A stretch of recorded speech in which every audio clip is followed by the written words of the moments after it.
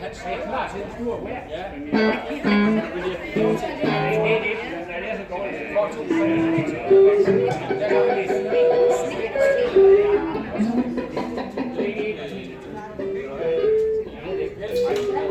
det vil tiden jo vise.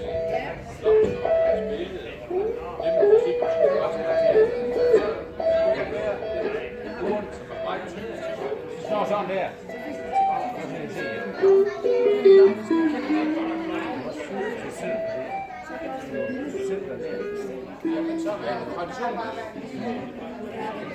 Tradition er anderledes. Ja.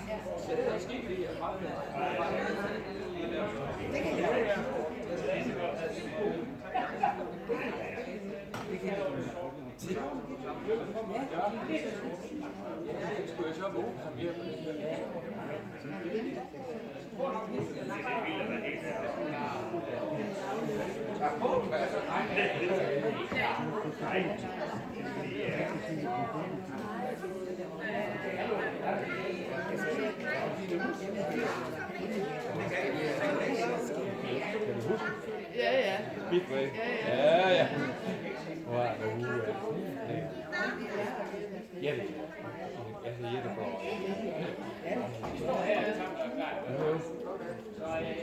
Ja, det kan være, at man skulle ud en anden gang.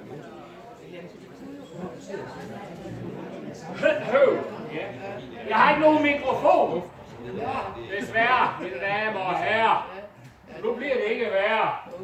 Men jeg vil gerne sige sådan, at Billund Amatørscene er jo ikke Cirkusrevyen eller Det Kongelige Teater. Men herude bagved, og heroppe bagved, der sidder en flok herlige, dejlige amatører, som har lyst til at underholde jer lidt en 3 kvarters tid. Så jeg håber, I tager godt imod dem. Billund Amatørscene proudly presents Amatøren.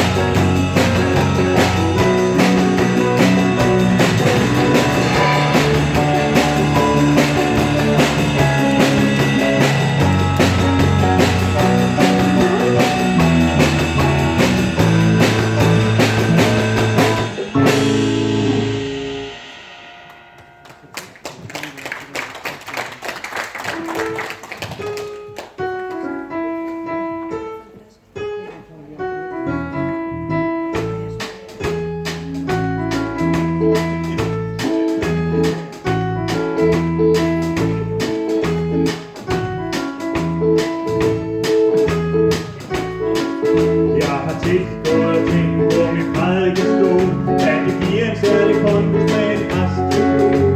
Jeg tror, at jeg kunne få en rimelig stor succes, hvis jeg gik ind i byrådspolitik. Måske man skal bare lige have en god idé.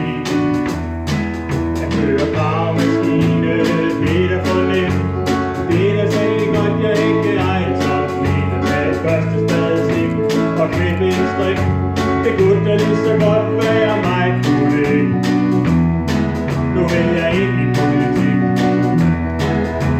Jeg ved, jeg får mit gennembrud. Jeg skal bare lige have hjælp fra Gud. Jeg skal bare lige have hjælp fra Gud. Han skal have lidt hjælp fra Gud. Han skal have lidt hjælp fra Gud. Når en sikker går på pension, skubber jeg posten til en halv million. Jeg er klar nummer 2, når det hele er talt op, og stryger helt sikkert mod partiets top. Mod partiets top. Jeg kunne da også lave et helt nyt valgsystem, hvor man stemmer ned i kirken, det er da ikke noget problem. Jeg kan klare alting meget bedre end I. Det er et nyt lokalpolitisk grundprincip. Lokalpolitisk grundprincip. Jeg ved, jeg får mit gennembrud. Jeg skal bare lige have hjælp fra Gud. Jeg skal bare lige have hjælp fra Gud. Han skal have lidt hjælp fra Gud. Han skal have lidt hjælp fra Gud. Er det kaldt en personlig ambition? Det er i hvert fald noget, jeg gør uden at spørge. Jeg skifter over til et nyt radikalt parti. Det synes jeg er noget værd pynteri.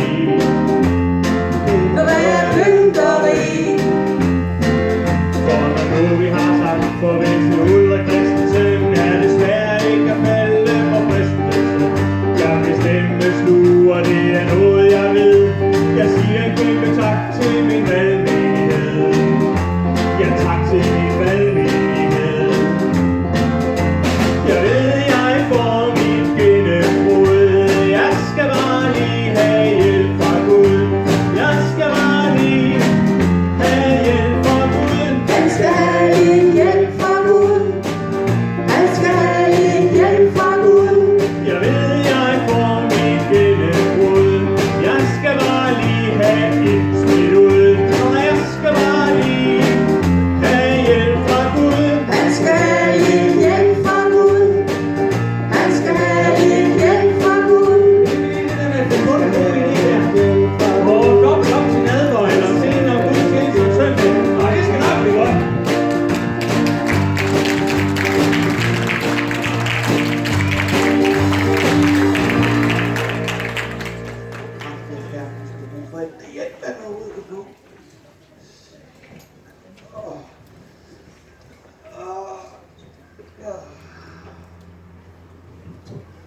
Nå da, så er vi færdige. For helvede også. Det er lidt tidligt, vi går til pause, er det ikke? Det går vel nok. Jamen, vi har sgu da kun været på arbejde i en halv time, mand. Nå jamen, det er da pissekoldt derude, mand. Ja, det er da rigtig nok. Men vent lidt. Det er sgu da ikke vores skurvogn, det her. Nej, det er sgu da polakkernes skurvogn. Nej, de holder sgu nok ikke pause. Nej, for sådan nogle æber, de har ikke nogen overenskomst. Ja, det er godt. Du er medlem af det kristelige. Jeg slapper af lige nu.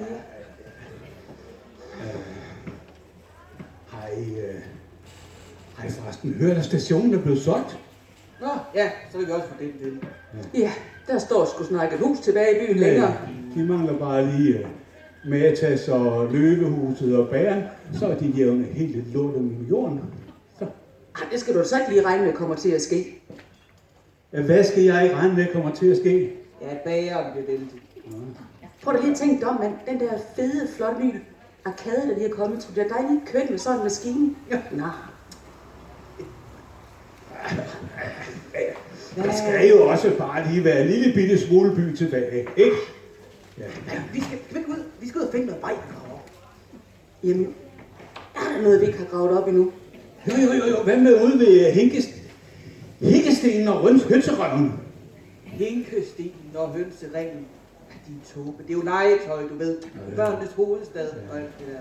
Så kunne de der med de store hjerner jo måske også have fundet på lidt mere moderne ord, ikke? De kunne kalde det iPad-vinget eller PlayStation-vej, tænker jeg. Det er sgu da lige meget. Det er sgu da lige meget. Posten skal jo kunne finde dig ud, ikke? Ja. Nu stopper du. Posten kører sgu da ikke ud længere. Ved du hvad, det er sgu også fuldstændig lige meget, fordi de har gravet en helt spritny vej op, bare for at lægge nogle rør ned. Jamen, du er så ude på Nordmarksvej, da. Nej, for sent. De har allerede gravet helt ind af cykelstien op ud langs Legoland. Nå. Ej, hvad med Kærvejen? Hvad så lige nede ved skolen? Hold da kæft, vi tager det hen for overgang der, hvor alle folks unger skal over morgenen og igen om eftermiddagen. Hold kæft, en ballade, de kan give mig. Det bliver da pisse sjovt. Vi skal lige finde ud af, hvad skal vi grave ned? Det er sgu lige meget. Nu kører vi ud og graver op først. Hvis vi tager afsted nu, så kan vi lige nå tilbage igen, så vi kan holde frokost. Yes, det gør vi. Afsted. Det der graveri, det kan vi fandme holde i gang med inden. Ja.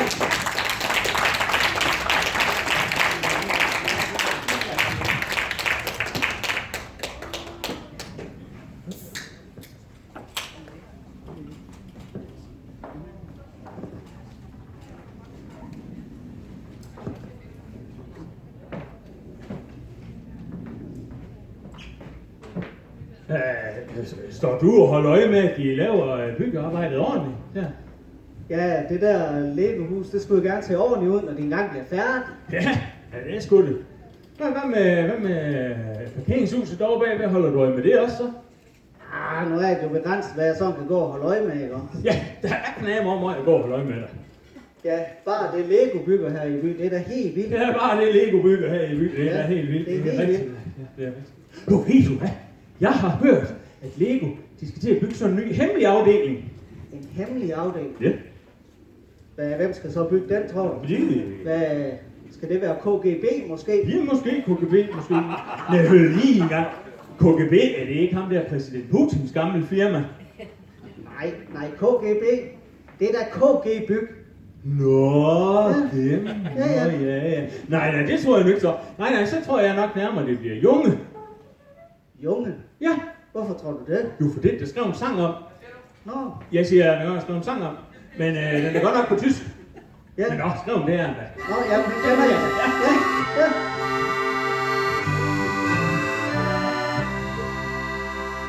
Junge, bau bald wieder ein Haus. Junge, bau bald wieder hinaus.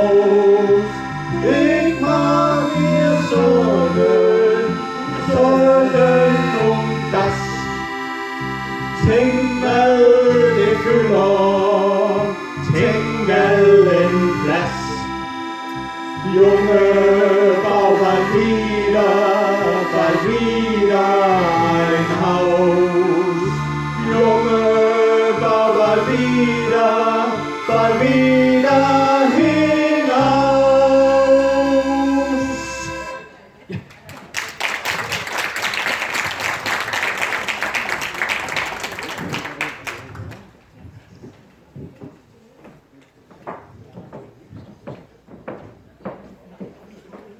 God aften, mine damer og herrer, og velkommen i vores tv-køkken, hvor vi i aften har fornøjelsen af at byde velkommen til vores allesammens tv-kok, Claus Holm. Og god aften, Claus, og velkommen. Ja, tusind tak. Hvad har du i din gryde i aften? Men jeg er ved at lave en salat. Mm-hmm. En rigtig fynsk salat. En bogvesalat. Okay, det ser lækkert ud. Hvad er der i sådan en fætter? Der er bogve og salat. Ikke andet.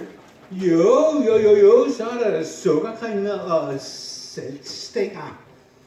Du ved, det er altid godt med de 5 grundsmage. Sødt og surt og salt og peber.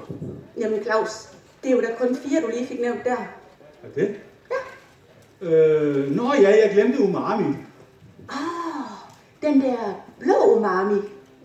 Blå umami? Ja. Er der noget, der hedder blå umami? Ja, det er den, der har lavet den der fine sang omkring. Ja.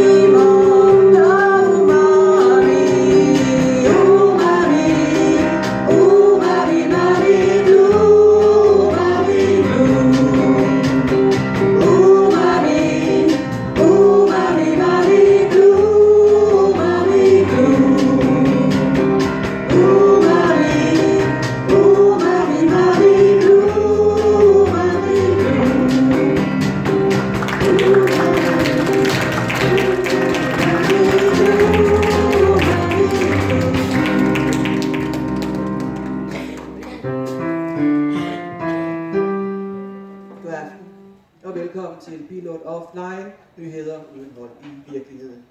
Vi lægger ud med gastronomi. Det forlyder, at det såkaldte Lego House vil kunne byde på gastronomi af høj klasse. En restaurant bliver åbnet med hjælp fra anerkendte Michelin-kokke. Man vil derfor kunne glæde sig til at spise sig næsten mæt i fantastiske menuer, som koster det samme som et let brugt mellemklassebil. Det kunne være retter som dybstegt varanforhud på en bund af færøsk skier rørt op med revet sved, eller braserede frøkæber med brændende gratiné. Vi har i den anledning haft en reporter på gaden for at lave vores egen markedsundersøgelse, og efter at have talt med adskillige borgere i Midtbyen, er der stor enighed om, hvad der er den største gastronomiske nyhed i Billund. Og det er uden sammenligning, at pølsevognens nye ejer har lanceret hjemmelavet agurkesalat. Og nu til turismen. Efter års graven og trafikal kaos er der nu håb om, at både borgere og turister en gang i løbet af sommeren kan komme rundt i byen. Direktøren for Billund Erhvervsfremme og dermed turistchef udtaler: turisterne skulle jo nødig få det indtryk, at Billund er et hul i jorden. Og mens vi er ved hul i jorden, det er almindeligt kendt, at vores borgmester Ib Christensen ønsker at tage sommerferiejob på en af sine egne gravemaskiner. Turister undrer sig over en maskinfører i hvid skjorte, men det er jo blot en del af den lokale folklore. Herfra skal blot lyde en enkelt advarsel. Ligesom man ikke skal komme i vejen for Ib Christensen i politik, så kan det heller ikke anbefales at komme i vejen for hans gravemaskine. Borgmesteren udtaler: jeg skyer ingen midler for at få ryddet hindringer af vejen. Og det var aftens korte nyheder. God aften. Thank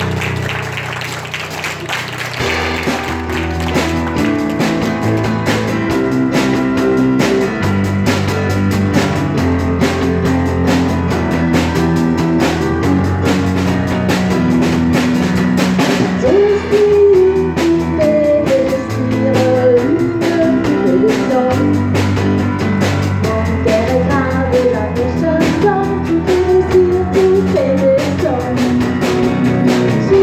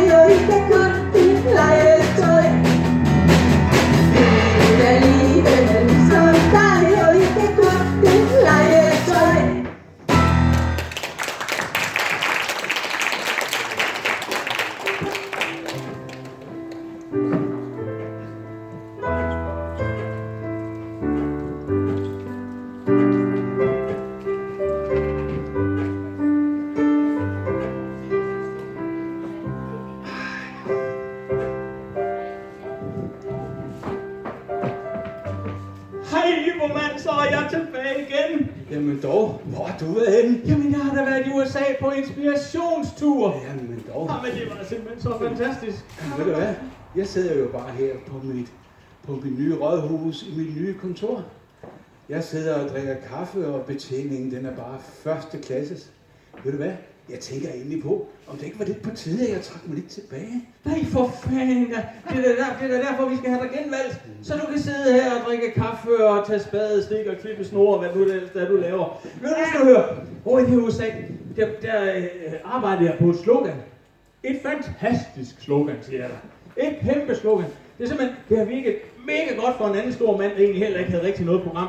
Men, og ved du hvad, det er faktisk så stærkt, så selv dine vælger, de vil kunne forstå det. Er du klar? Ja. Make Grænsted great again. Hvad siger du så? Hvad mener du med great again? Ja, gør Grænsted stor igen. Har Grænsted nogensinde været stor?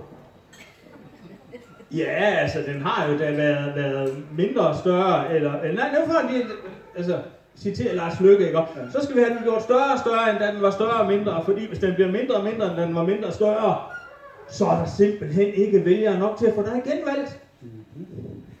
Ja. Hvad kan vi så ellers gøre? Jamen ved du hvad? Vi skal have gang i produktionen af jydepotter igen. Jeg kan jo ikke se det for dig. Jyllands svar på den kongelige porcelænsfabrik. Ja, så skal vi have pottekoner, tilbyde pottetræning og... Ja, det bliver skide godt. Helt ærligt. Er det ikke lidt kønsdiskriminerende sådan med pottekoner? Pottekoner. Ja, jamen så tager vi også nogle pottemænd. Så kan de sidde med et skilt, hvor der står, her pottes. Selv en skotte har brug for en potte. Altså, et eller andet. Ja.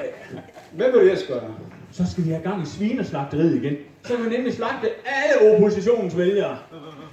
Det bliver bare godt. Jeg tror ikke, det er de muslimske vælgere væk sådan med et svin. Nej, for fanden. Altså, de kan jo netop ikke lide svinene, så de er jo kun glade for at blive slagtet med svin, altså. Ja. Hvad ellers skal vi gøre? Så skal vi have lavet med svin og potter. Kæmpe billede, ser jeg. Ja, hvor du sidder i din gravemaskine og laver spadestik, og så kan man se, at du kan make Grænsted great again, ganske helt alene. Ja. Og så skal det i VAF og i Jyske Vestkysten og i Ugeavis. Er det ikke det samme? Jo, det der er så skide smart, ikke? Så behøver vi kun én fotograf. Du ved, ham René et eller andet der. Ja, han skyder. Det er med hvad som helst. Og ja, så tager vi Hugo med os. Så har vi nemlig dækket fuldstændig ind. Det kommer, vi har da travlt. Kom nu. Nej, kan vi ikke bare sidde her på kontoret? Jeg sidder her og har det så godt. Nej, for fanden, så ender det bare med, at Peter Præst, han render med det hele. Ja, Peter Præst. Ja. Ved du hvad? Jeg har bedt til Gud om, at han ikke må få flere stemmer end mig. Og hvem tror du så, han holder med deroppe, hva'? Nej, ved du, hvad vi gør? Vi bygger en mur. En mur? Hele vejen rundt om præstegården, så kan Peter Præst ikke komme ud. Jamen, er det ikke dyrt? Dyrt? Ja. Ej, vi trækker det over kirkeskatten. Og så skal vi have aflyttet Ancelottes telefon. Det bliver skide godt. Kom nu, I op og stå. Så du kan ikke sidde derinde. Jeg skal nok. Kom nu. Yeah.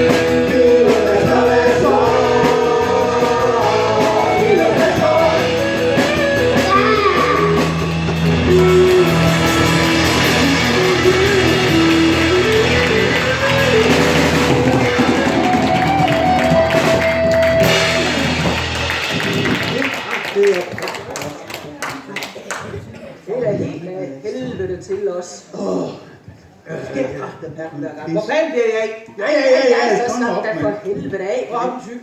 Vi sagde, det er også irriterende, mand. Det er altid dig, vi venter på. Nej, Jo, det er sgu. jeg giver min madkasse med, ikke? Sæt dig i midten, du er sikker. Jamen for helvede altså. Gav mig også træls, men ikke kom til at grave op i skolen.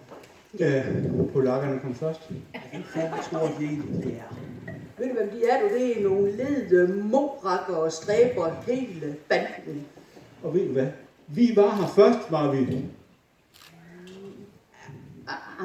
Jeg tror nu faktisk, de mødte sådan kl. 5:30 i morges. Men I hvad, når vi skal sgu nedlægge vores fløjelse ved at holde den her pause, nu slapper vi af. Det er det, vi gør. Sig mig gang, hvornår er det, vi har frokost? Det er da her kl. 12, ikke? Jamen, det er da... Ej, der er da lige 20 minutter til, godt nok. Så kan vi sgu næsten ikke nå at komme ud og lave noget, vel? Nej, jeg nu har pakket grej ud, før det skal pakkes ned igen. Som man siger. Nej, vi slår røven i sædet og holder dem varme. Ja,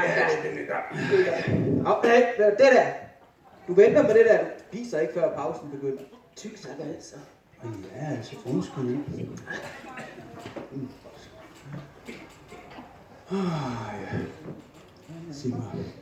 Sig mig, har I nogensinde tænkt på, hvad vi skal lave, når alt det her byggeri, det er færdigt? Nu sagde du da ikke lige færdig, vel? Altså, mener, når nu at det er færdigt, så er der så kun lidt parcelhusbyggeri tilbage.